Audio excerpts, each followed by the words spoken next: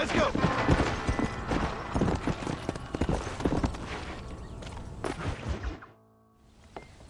John, we got a telegram from some lady friend of yours, a Bonnie something or other. Something you ain't telling me? Bonnie McFarland. She's a friend. Saved my life when I went after Bill and nearly got myself killed again. Oh, now you two's in the habit of sending each other letters. How very nice. It weren't nothing like that. What's it say? I don't know. I can't... Well, you know I can't read. Give it here. You read that thing out loud? I ain't hiding nothing. Dear Mr. Marston, stop. Need corn sacks. Stop. Emergency. Stop. Weevils and moths ate entire county supply. Stop. Can you help? Not exactly the most romantic request now, is it? I guess not. And she saved your life, you say? Yes, ma'am. Well, then you're gonna have to help her and her family out. We've got a plentiful supply of corn sacks over near the silo. About the one thing Uncle didn't manage to have stolen while we was gone. Okay. Hurry back, John. And John, what's she like? You know. A little bit like you, I guess. She's a woman in a man's world.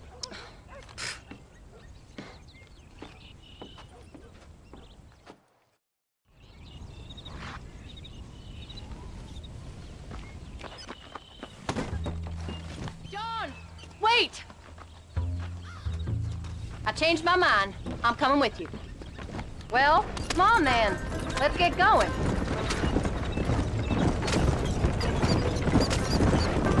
I don't think I can let you go off again without me. Fair enough. I'm glad of the company. You only had to ask. Ask?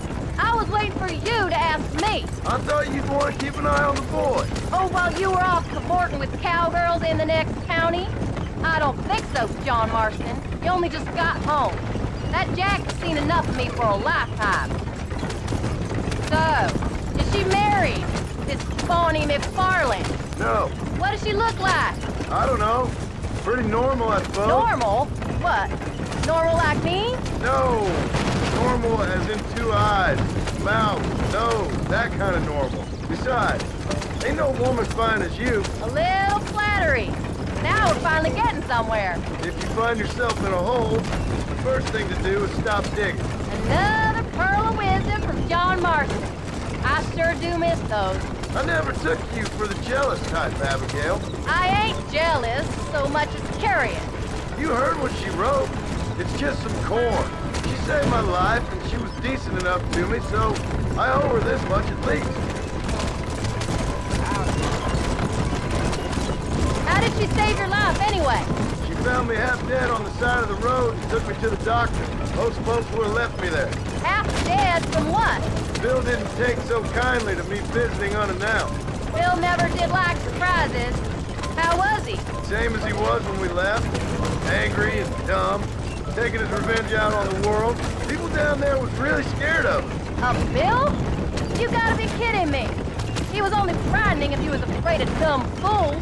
Bill weren't so bad, but when Dutch went crazy, Bill took it hard. For a while, we all thought we'd found something right. Better way to live, but it was just a lie. Oh, you saw before they did. Maybe. But they was still kind of a family. A family that left you for dead. You knew the truth, John, and they hated you for it. Where did they take you?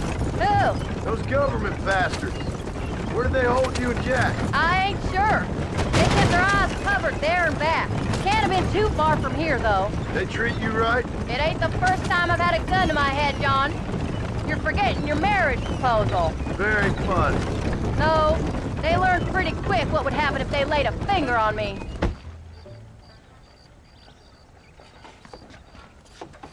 You came.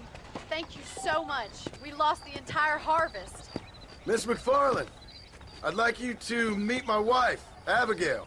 Oh, ain't you quite the gentleman all of a sudden? It's a pleasure to meet you, Mrs. Marston.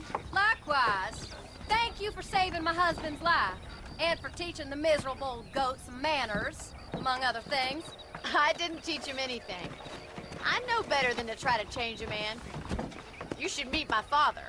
Oh, people can change, Miss McFarland. John and I have to believe that more than anybody. This is a decent first harvest for you, John. You should be proud. That's good land you got there. How are you feeling, Mrs. Marston? From what your husband told me, it must have been awful for you. I've been through worse, and I knew he'd be back before too long. He can't cook a meal to save his life. Abigail, in my darkest hours, when I was most homesick, just the thought of one of your rat meat stews kept me pushing forward. Well, about as amusing as a weeping saddle sore, ain't he, Miss McFarland? If you're gonna start yammering about women's work, John, I'd say you might be in the wrong company. I'd say so, too. I never felt so outnumbered.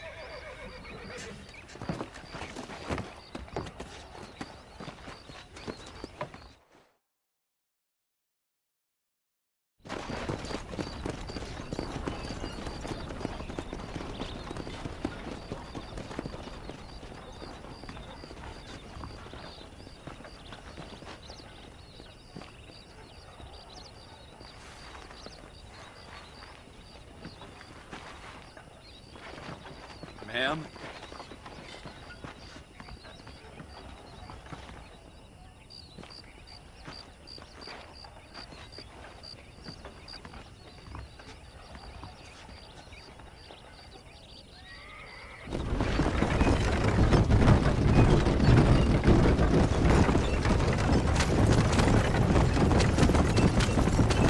So that was the famous Bonnie. That was her, all right. She's pretty. She's normal, like I said. Well, you always wanted to be a rancher. I'd have thought she'd be just your thing. The perfect rancher's wife, if I ever saw one. I already got a rancher's wife. I'm only teasing. I like her, and I'm glad she saved your life. Most of the time, anyways. The McFarlands are good people. She did blush redder than a shepherd's sunset when she saw you, though. I have that effect on women. You've clearly had one too many blows to the head. You ain't wrong about that, Mrs. Marston. That's quite a ranch they got there. That'll be us someday. As soon as we get back on our feet. I don't know, John. How many times can we start again? An outlaw and a working girl. We ain't exactly farmers. We are now. Forget that life. It's over. Do you really believe that? We have to. It's the only way we'll ever have a future. The life we led, that doesn't go away. It's never over. You think those government men are just gonna leave us alone now? The old gang's dead. I did what they asked. And that's it? A life of crime forgiven? We're back together, ain't we? Until they decide you owe them something else. Sometimes I think I was the stupid one for believing I could get out. Maybe Dutch, Bill, and Javier were just being honest with themselves. You ain't perfect, John, and I sure ain't. But you're better than they are. Than they were. Maybe we can't change. But we gotta try, for Jack's sake. Even if we have to start again 100 times. It's better than going back to what we were. How's Jack doing? Angry, upset. He's been through a lot. I hope he's gonna be all right. It's gonna take time. For a while, his world was safe. Normal, even. Then it got turned upside down again. He ain't saying much about it. I've tried to talk to him, but how do you explain any of this? What do you say when he asks about Uncle Phil and Uncle Dutch? They were his family when he was a little boy. He hides away in those books of his. Wouldn't you? It ain't like the real world's done him many favors. He's just been kidnapped. He grew up with the gang. That's no life for a boy. We did our best to protect him. Come on, John. He saw things no boy could see. Well, now we got a chance to make it right.